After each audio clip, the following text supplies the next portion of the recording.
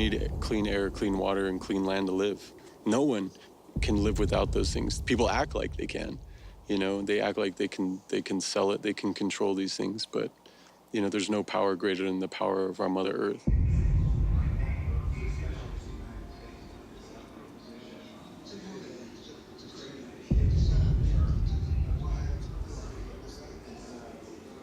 These are not forced negotiations that we're looking at here. They are assertions of the terms that we can understand, our people can relate back. This treaty, it's related to something called the Great Smoke. As people were approaching the treaty camps out on the plains, they could see the smoke from all of the negotiations that were going on because of the use of the pipes.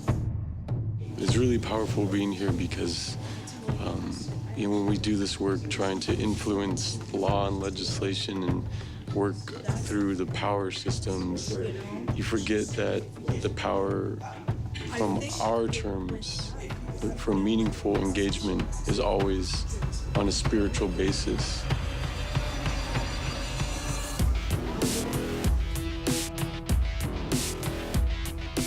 Wabmactu is home to many Cree heroes. It's my hometown and the source of my identity. My name is Pekesa Mukesh. I am on a quest to find Indigenous champions and unsung heroes from across the Americas. People driven to save their culture, language, spirituality, and territories. My mission is to find out what connects us so that we can learn from each other, share our wisdom, and bring about the change we want in our lives in balance with the teachings of our ancestors.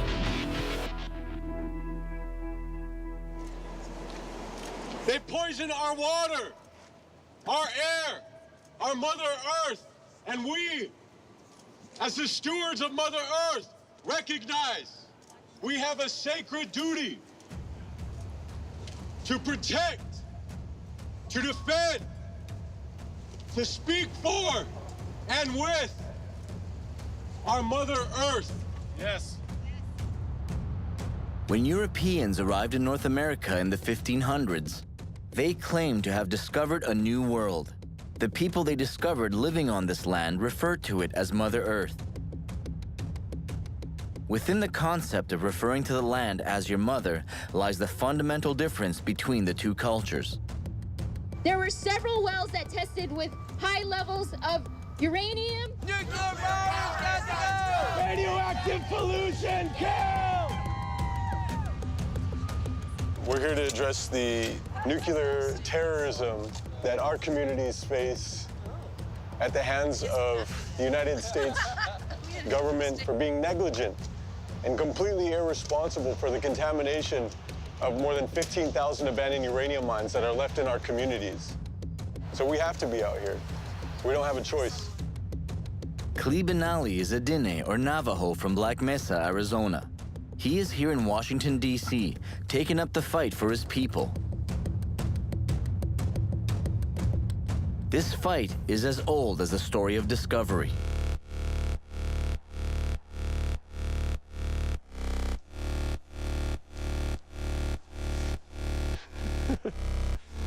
This is one of 523 actual abandoned uranium mine sites on the Navajo Nation. There are over 2,000 abandoned uranium mines surrounding, you know, our res in our area, in the Four Corners area. But there's only a handful that have actually been slated for cleanup. And when I say cleanup, this is what we're looking at, is limited reclamation that still poses a threat to the communities. Before the introduction of the highway, the railway system sparked widespread migration across the territory. Mines were opened and natural resources were moved in and out on these trains. After World War II, uranium became a hot commodity for nuclear power and weaponry, and the Dine lands were home to some of the world's largest uranium deposits. Much of the development was done with little concern for the people's way of life.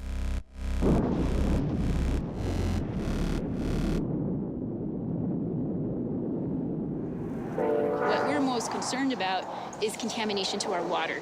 So in my experience... Leona Morgan is one of the co-founders of Dine No Nukes. She is an environmental activist and a dedicated advocate against uranium mining. When we were fighting the issue, like, this river was really important because in 1979 there was a big spill, and what happened was the spill went from Church Rock and it came, through this community. Tons of solid radioactive mill waste and millions of gallons of radioactive tailing solution spilled into the Puerco River. Contaminants traveled downstream through the community of Sanders. This is my well here. It's 100 foot deep. I never knew it was contaminated until Little Colorado River Watershed Association done testing on a number of wells in our community. All they told me verbally, they said, we're done with our testing here, don't drink that water. This one holds about 60,000 gallons. Wayne Lynch is a farmer. He represents the Home and Private Landowners Association of Sanders. The water they need to survive has been contaminated. There's a high rate of cancer in our community. My grandmother lived here before New Lands, way back. We didn't know, and we used to drink this water. My grandmother passed, my aunt lived over here. She passed away from cancer. And they say in the name of jobs, it creates jobs, yeah, for a short term, and then they're gone.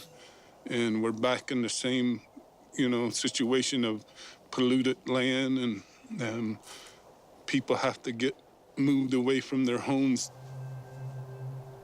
We've always been moved around, pushed around, and now we're settled on our homeland here. This has always been Indian country, Navajo. In 1864, the U.S. Army relocated bands of Dine from their traditional sacred lands in Arizona to Fort Sumner.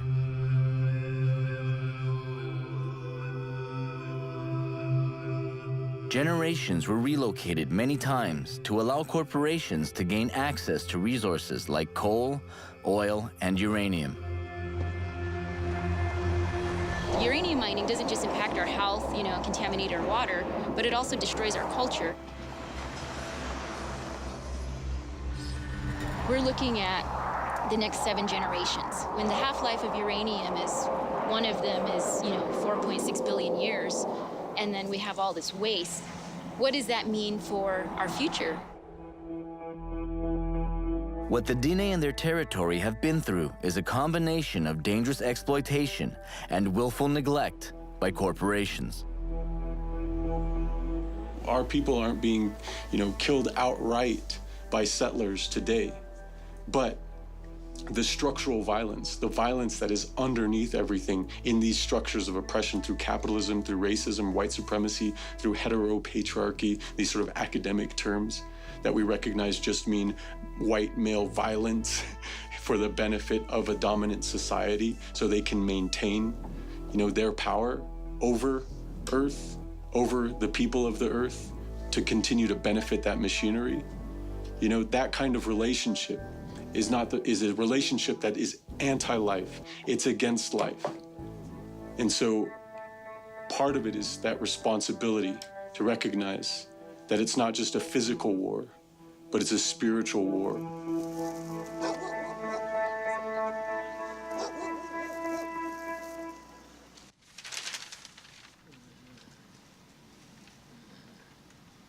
We're not just activists or angry native folks, we're healers. Hatathli, which is the term we use for traditional medicine practitioners, simply means singer. Arole no kada hot e benasitnestra aro sundat e nagadat e hat isi benasailte e kodo hot ego shiaho. My mother, my father, they were medicine men. It's all official. I raised up in traditional way. The basic necessities of life are land, water, and clean air. The future of these basic needs are in jeopardy for the Dine. Klee's father is Jones Bennally, a source of Dine wisdom. Where we gonna live if we destroy the earth? That's what we're concerned about. That's what my son work on. We need the good life for our grandchildren, not only one day for money. That's what destroying everything. That's a little slow. Okay. We're not worried about the money. We're worried about our life. Through our ceremonies, through the songs, through our knowledge of the medicine, that's how we carry these prayers forwards, the knowledge of a lifetime or our ancestors, and the knowledge that is the knowledge that will carry us forward to the future generations. Healing for Klee starts on the streets of Flagstaff, where he comes to the aid of his fellow relatives in times of need. Right now it was like sort of short notice warning that there was a weather alert for about a foot of snow to drop overnight, which is really quick. So we decided to come out with some blankets and cold weather gear to distribute for our relatives on the street. We've had many people here in this city who have passed on because of exposure. And so the least we can do is just provide something as a buffer between the elements so they can, we don't lose any more of our relatives. What was once their homeland has now become a land without a home for a disproportionate number of Dine. You think there's so many indigenous people in the street here? What's the cause of that? Where's that coming from? Probably from their addictions and loneliness, man. Their addictions on them putting themselves in that situation, on doubting themselves that their family should help. And the Navajo people tend to lean on that once you're an adult and once you're full grown, you got to get out of the parents' house and you got to do everything real hard, and there's no more holding hands no more now, But we also have kept, the family, clan, and kinship. Yeah, that's right. You think that would be the factor that brings people? That I would be, because I remember when I was a teen, there used to be family reunions, like Kiani reunions. Nobody knew each other, It was just because the clan that we're related, we're so much united. But then that right there is kind of lost, Oh, yeah. Okay. Let's see. Move your butt if you ever built something for somebody. Move your butt if you've ever been on TV. Move your butt if you ever gave your jacket to someone. Oh, wow. This group of high school students were looking for volunteer opportunities and reached out to Klee. Move your butt if you want to learn more about your culture and help people in your community. Through his guidance, these youth are working to rebuild a sense of community.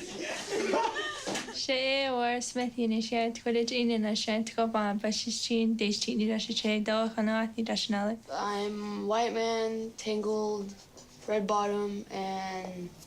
You could see going around, some of the kids and the young folks didn't know their clans. I'm Heather, my clans are Nashteta, Tachitni, Kia'ani. And it was a stop there, and some of them did, and we established that kinship.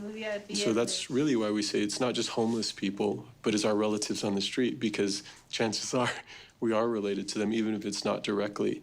And it establishes that that connection beyond just dehumanization. So for me, that's the power of Ke. That's the power of our family, the power of our relationships. How many people in Flagstaff are homeless? What percentage is Native American? How many people in the United States are homeless? And Indigenous people should never be homeless because the earth is our home. We have our culture and our familial ties in our communities.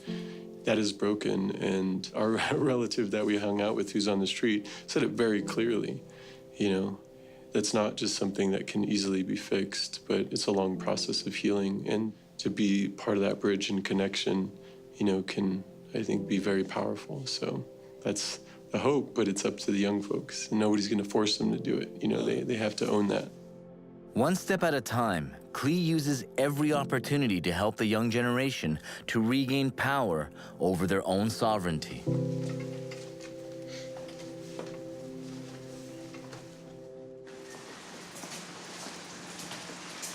Oh my God. There it is. At the Heard Museum in Phoenix, Klee is part of a project called Confluence. Awesome. A project that pairs established and emerging Indigenous artists. Together, they collaborate on an exhibition.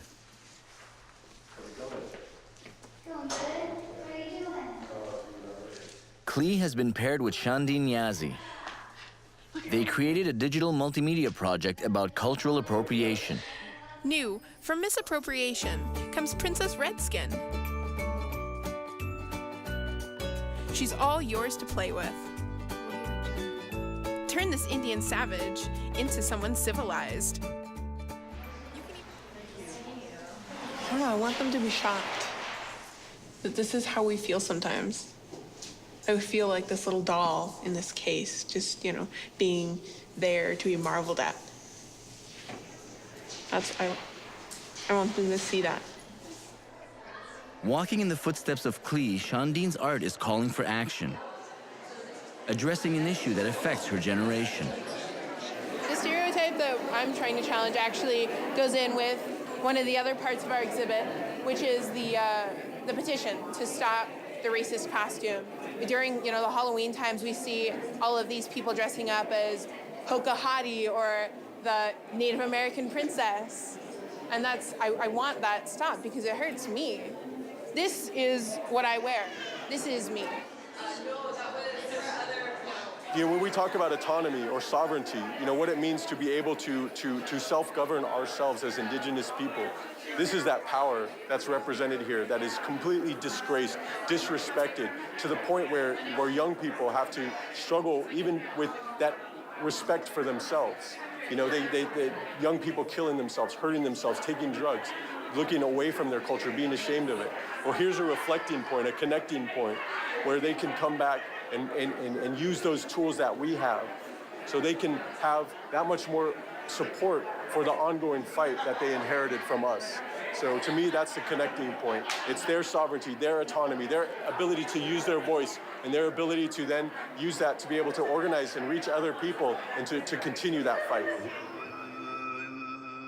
As a community organizer, artist, and social activist, Klee's actions are dedicated to protecting Mother Earth and her connection with the Dine. This is not a game. This is not for show. This isn't for the media. This is to stop this desecration from happening. What's at stake is our prayers, our ways of life, our cultural survival. This is why this has to stop. The San Francisco Peaks was a battle that encompassed much of this work. He tried to stop the development of a ski resort that recycles treated sewage water to make artificial snow, a great offense to the Dine people. This is one of our 6 holy mountains that represent the pillars of our universe.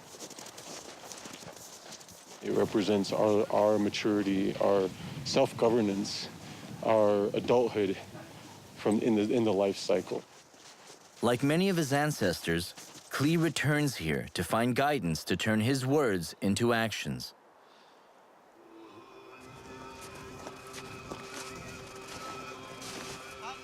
So this is a sign that they have. It makes it look all pretty. It doesn't say do not eat, but the animals don't have a choice.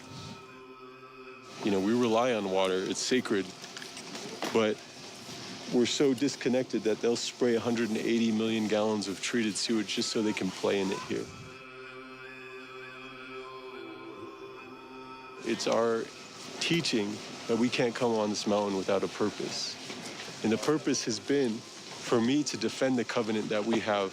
It's like a treaty with nature, to uphold our stewardship, our part of the agreement to be caretakers of our Mother Earth. And everything that you see happening right here is in violation of that, to that treaty. Not just to these treaties made with colonial entities, but a treaty that we have that is one of existence. 500 years on, the two visions of the Earth are still in conflict.